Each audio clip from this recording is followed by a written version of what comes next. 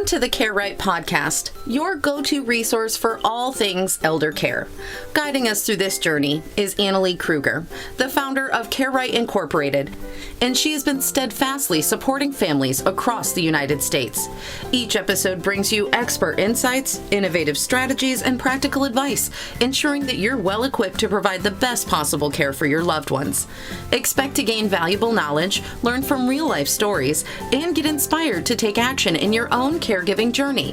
So buckle up as we dive into an in-depth discussion of elder care planning and together embrace the journey of caring for aging loved ones on the Care Right podcast. Welcome to Protect Your Stuff with the Mattar firm.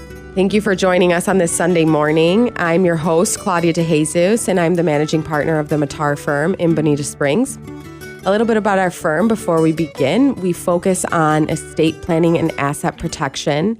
And asset protection is just that. It's making sure that your assets are protected from any creditors, predators, lawsuits, and making sure that your assets flow to who you want them to in the form that you want them to. So a lot of our clients, we like to think of our business as holistic. We incorporate different aspects. We have, caregivers and financial advisors that we meet with our clients. And we're so excited to have Annalee Kruger from Care Right Inc. on our show. She joined us last week and we talked a lot about the grab and go binder, things that you really need to be thinking about having and how really it's never too late to plan. We can, if a crisis arises, there are resources around you that can help you, but it does make life all the easier if you take the time to plan ahead. But regardless, there are strategies that can be taken when there is a crisis or you're in a pre-planning mode. So if you want to learn more about this and also about Care Right, please feel free to come to one of our workshops. We host these every week and they do fill up fast. So you can give us a call at 239-222-2222. And our workshops are called How to Protect Your Stuff in 3 Easy Steps. But now let's get to Annalee. She is fantastic and her company is amazing. And they have so many services that they offer to the Southwest Florida area. And not just Southwest Florida, but also nationwide, which is huge when we're talking about how spread out families are. So welcome, Annalee. Thank you, Claudia. So tell us a little bit about Care Right. I know you spoke about it last week, but we've got new listeners, so we want them to also be aware. Sure. Thank you. So I was a social worker and long-term care administrator for 23 years, and every day had families in my office because there was a medical crisis, which caught the family members off guard. They would come in to take a tour of the community. The tour would only take about an hour. Here's the beauty shop, here's the dining room, here's the room, here's the activity room. But I was spending 2 and 3 hours at a time with each family. And why? Because of family dynamics. We always, we never got along because my brother Tom said something stupid 15 years ago at Thanksgiving, and that was enough to fracture the family relationships. Well, now that there's a medical event with your parent or your parents, now everyone kind of has to get along. And it's really difficult to do that when your family is in kind of an angst type of relationship with each other. So the other reality was that families just typically don't have these kind of conversations about what is our plan with mom and dad, or seniors themselves, like, hey, we don't want to talk about these kind of things because if we talk about the aging plan, then maybe I'll have to go into a nursing home or I'll have to, do something different with my life. But the reality is if you plan ahead, you give yourself more opportunity and more say in what happens to you and your destiny. If you don't plan ahead and there's a medical event, you go wherever there's an open bed, and that may or may not be the right fit. And so I always encourage people to plan ahead because it does give you more peace of mind, and it saves you and your family time, money, and stress. Another way of planning ahead is the grab and go binder we talked about last week, but we'll touch on that really quickly this time. Is the other thing that I have found with families is not only do they not have these kind of conversations as a family about the aging plan, where is mom and dad going to live, who's going to take care of them, and how is care going to get paid, but they tend to also fall short a little bit on having these conversations about, do you have a living will in place? Do you have a power of attorney? What are your wishes? If you become sick, what are your wishes from a medical perspective, from a financial perspective? But also in that grab and go binder, not only their legal documents, but also the face sheet. And the face sheet is the demographic face sheet of who's your attorney, who's the CPA, who's the financial advisor, what do you have for health insurance, life insurance, long-term care insurance, who are your medical providers, who is it that you call if there's an event, do you have a caregiver that you've hired privately, what's their name and what's their phone number? Because what I can tell you is that when those daughters or sons get that phone call, they don't know any of this stuff if you don't communicate it. Right. And so the other thing quickly to put in that grab and go binder too is not only all of the insurance stuff, but where's your bank? Do you have a bank box? Where's the key? Where's the key is the other thing. A full assessment of your life because someone is coming in from the outside and they need to pick up where you left off. And people are very private. And so, they're not sharing these things on a day-to-day basis. And then this crisis scenario arises where you're in needing medical care or, you've become incapacitated. And if you can't speak for yourself, then at least your binder can offer this direction, right? Exactly. Yeah. Exactly. I wanted to touch on memory care today. Not just myself. It's more prevalent that we are having memory care issues. The age of dementia is lowering, which means that younger people are having early onset dementia. So from the Mattar firm's perspective, we have clients come in and they know they've got some kind of memory care issue, and we help them design directives to protect themselves in case they choose to make a decision while their memory has been affected. So we've had clients come in that want to protect themselves from certain people that, hey, maybe in a year I'm not going to have the cognition or be able to remember that this person might be able to harm me. So also putting a plan in place while you still have that control is huge. So you're not relying on your doctors or you're not relying on your spouse or putting that burden on your children as well. So I wanted to get your perspective on memory care and how you what you foresee and what you recommend, especially when you have clients coming in with memory care issues. Mm-hmm. So, and you hit the nail on the head, there is more and more early onset dementia. And so what does that mean? That means that people are getting dementia younger than they used to be. They used to be 70 and 80 and 90, and it's like, okay, well, yeah, it's just part of aging. Well, it's really not. It's really not. And so what we've been seeing the last 15, 20 years is people are getting younger and younger and having early onset dementia. So they might be in their 50s or 60s or 40s even. And so from a family caregiver perspective, what does that do to the family caregiver?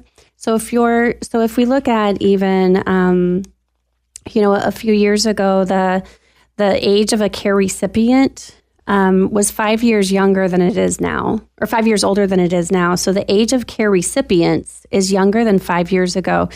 The care recipients used to be 65 and older. So in 2010, 81% of them were over age 65. And in 2015, that's 60%. So when you're looking at people getting sick younger, it really makes a difference if your spouse is still working and trying to work full time and take care of you. If you're in your 60s and you have early onset dementia, it's going to become an issue financially and physically. That's huge. And you need to make sure that you are protecting your assets, and that you have to think, okay, so this rainy day, this medical event, this crisis is coming sooner.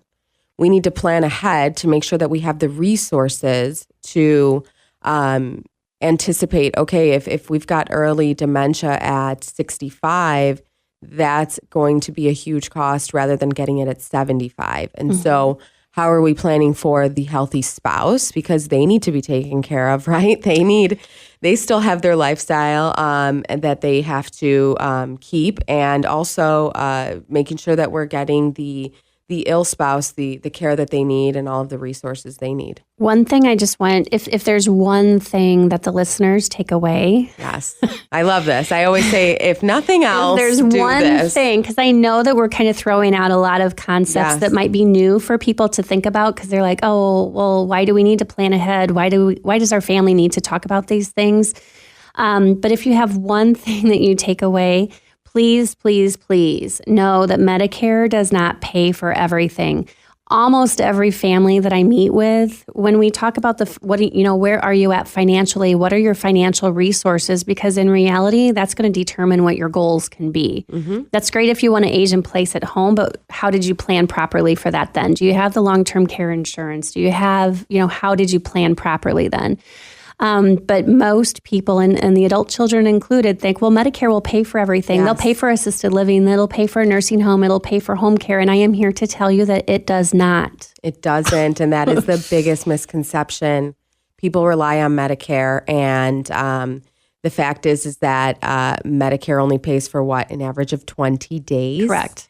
The minute that your condition becomes long-term, the minute that there's a question mark on when you're getting better, Medicare is done. And so what happens then, you either private pay a facility, which is on average about $9,000 a month.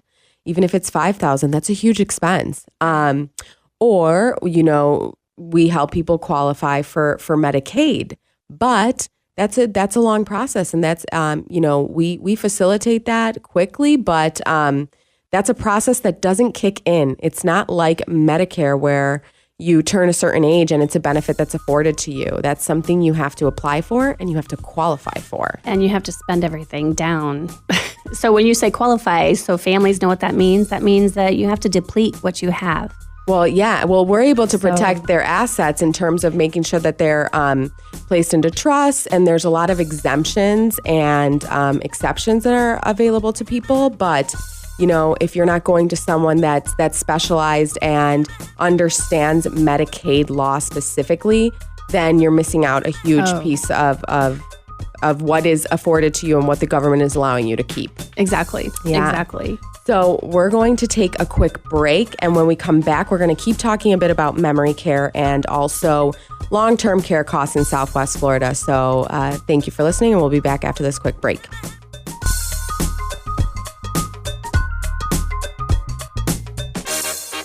Has your spouse or parent recently been admitted to a nursing home? Are you interested in protecting your family's financial assets? Call the Mattar Firm to attend a free workshop entitled How to Protect Your Stuff in 3 Easy Steps. The Mattar Firm focuses on helping families with asset protection using the firm's Medicaid pre-planning and crisis planning system. Call the Mattar Firm at 239-222-2222 to attend the free workshop.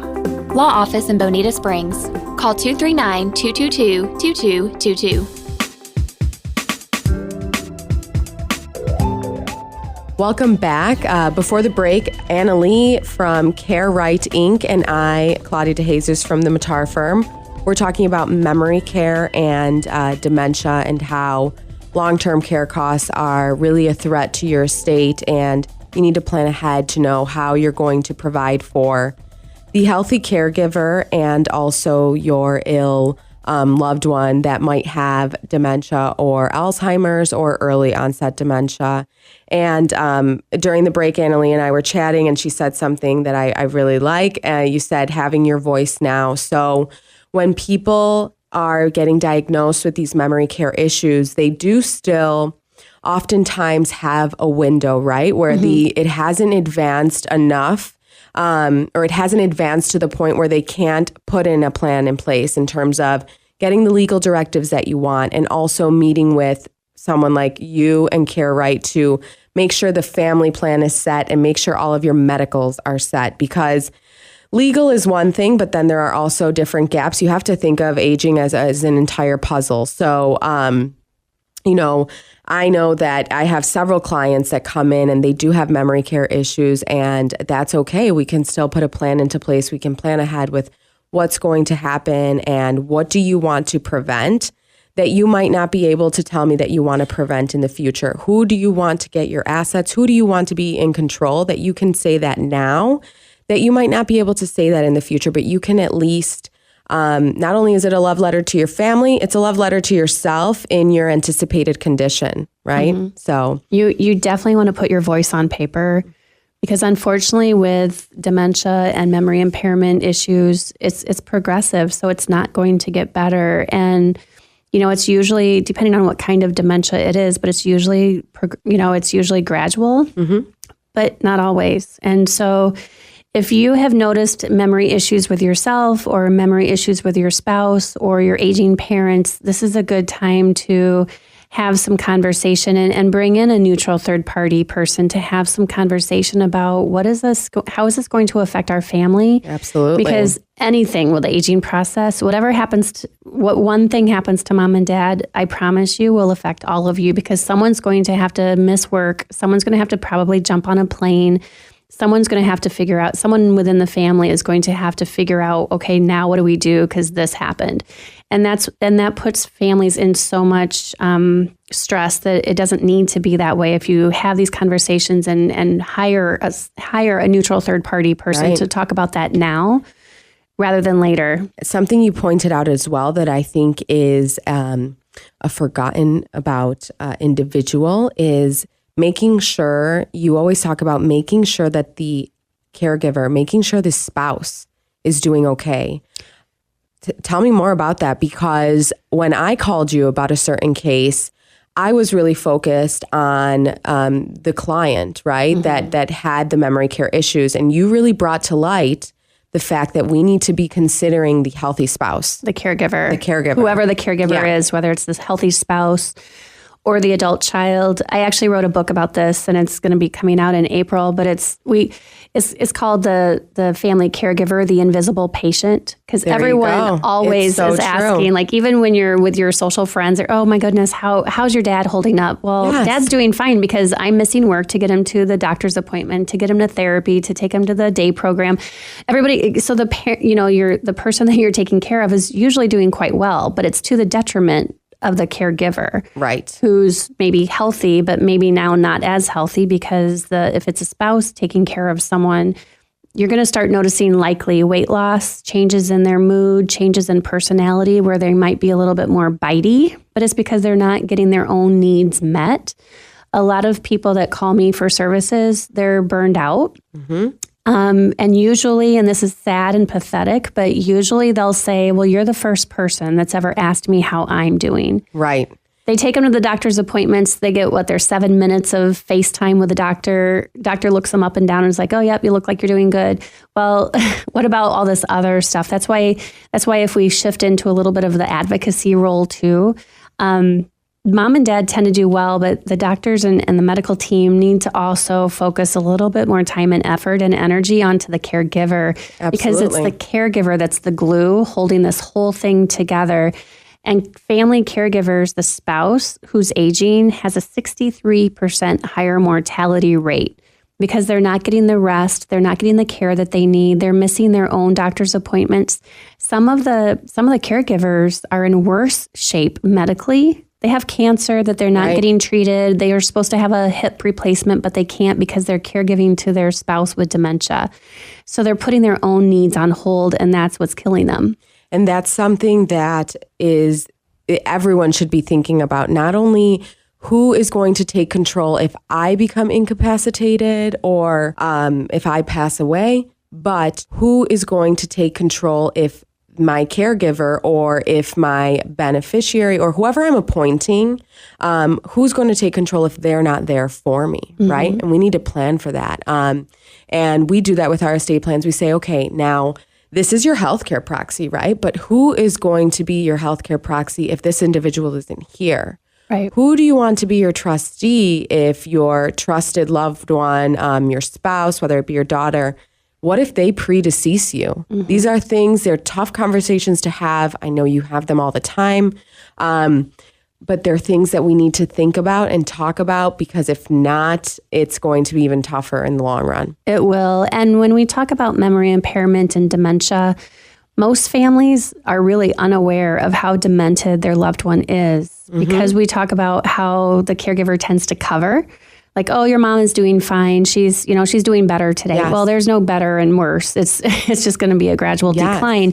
And so what happens is if dad is the caregiver to your mom with memory impairment, or you're the spouse and your spouse has memory impairment, what is the actual plan if something does happen to the caregiver? Because usually at some point, a loved one with memory impairment is just not safe to be home by themselves. And so we either need to bring in a home care company that's trained properly, which that's a whole nother topic, but we need to. Right. It's a puzzle, people. It's not just one thing at a time. Yeah, it's not a one size fits all. You really have to interview these organizations and these people that you're bringing in to take care of your loved one. But the other reality is that, where is your loved one going to live? If dad is the caregiver to mom who has memory impairment and dad needs to go in for hip surgery, or dad has a stroke and now mom's vulnerable, and so is dad. If there's no plan, they're both vulnerable. And so then that's when the kids call me is like, oh, this happened and we don't know what we're going to do. We live up north, or, this is a second marriage. He's not our dad, but what are we supposed to do with him? And so these are really tricky and dicey conversations for families to try to do on their own because they don't know what they don't know. But I can tell you that if you're not on the waiting list of some memory care units in your area, whether it's down here or up north, and if you're not on the waiting list of like assisted livings or some retirement communities, it really is risky because a lot of them have a waiting list. And a lot of families don't realize you have to financially qualify. So you have to know where your loved one is financially, or if you're the spouse, absolutely, you have to know where you are financially because that really will determine what your options are. And so if you can't pay private pay for 4 or 5 years up front, then some of these communities won't let you in if you can't pay that entrance fee. Right. And so, and if you need one level of care and your spouse needs another level of care, do you really want to be across town because you didn't plan ahead? Right. No, exactly. And people need to be thinking about this and planning ahead. And also we talked about the fact that it's unfortunate, and my family is personally going through this right now, but there is a level of denial. And you talked about that with me. And the denial also comes into the procrastination factor. It's so easy to say, no, we're just aging. Maybe we're just becoming forgetful, or mom doesn't have this early onset dementia. And so you procrastinate putting a plan in place. You procrastinate having those legal directives. And what does that result in? It's a result in loss of control. And also, it's just going to make things harder when the individual who has this dementia, when it progresses, right? And so, like you said, being on a wait list. So if you have someone coming to you with early dementia, what do you recommend that they go on a wait list now? Would you recommend in a couple? At least to have the conversation. Yeah. So that's part of that assessment and family meeting is I assess how, I do a memory exam, I do a depression scale, make sure that they've had a physical, because maybe it's not dementia, maybe their blood work is off, or maybe they started a new prescription and that's causing more of what's called delirium. Right.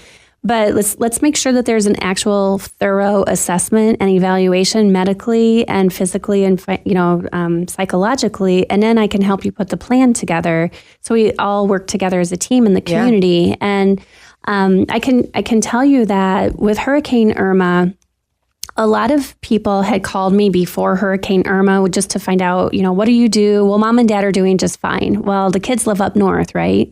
Yes. And I always tell people when I do the free 30-minute consult that I am very sure that your parents are not doing as well as you would like to think. Because parents want to be, protect their privacy, protect their independence. And so guess what happens? Hurricane Irma happens. A lot of these adult children flew their parents up north to get them away from the hurricane, right? And so then the kids call me back and they're like, oh my gosh, you were so right. We didn't know that mom was so confused. We didn't know that dad falls every day. And so that's what I'm saying. If you're an adult child, I'm pretty sure that things might not be going as well as you would like to think so. And that denial or just not knowing can really cost you a lot in family emotional stress and strain. But also the same thing with your parents. If one of your parents has dementia and you're just really not up to facing it yet, denial is an okay place to be until it's not. Right. And at some point, it's not going to be okay. Annalee, thank you so much for joining us. And if this is resonating with you, if you have any questions, whether they be about memory care, about caring for a loved one, making sure you have the right legal directives in place, and making sure that you have the proper assets to pay for this anticipated care, and making sure that your assets are protected, please call the Mattar firm. Please call CareRight. The Mattar firm's number is 239-222-2222. we ask that you join our free workshops. We offer those to the community, and you can give us a call and we'll enroll you. And then Annalee, also, please let us know of your number. My phone number is 239-770-6322.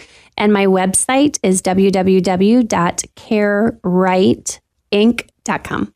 Fantastic. Thank you. And I think we'll have to have you on in the future because there are so many pieces to this puzzle. And, if nothing else, right, just start thinking. Everyone needs to just start thinking of who they want to be in control and also the plan that they have for aging, right? Mm-hmm. And absolutely. I think you agree as well. Yep. Thanks for listening, and we will see you next week. Thank you for tuning into the Care Right podcast. We hope today's discussion has provided you with valuable insights. If so, don't forget to like, subscribe, and share our podcast with others who might find it helpful. Remember, Care Right is more than just a podcast. It's a community dedicated to supporting family caregivers with comprehensive care planning, crisis management, and resources for every stage of aging. Stay connected with us for future episodes as we continue to explore essential topics in aging planning, elder care, and financial planning. Until next time, take care, plan wisely, and remember, you're not alone in your caregiving journey.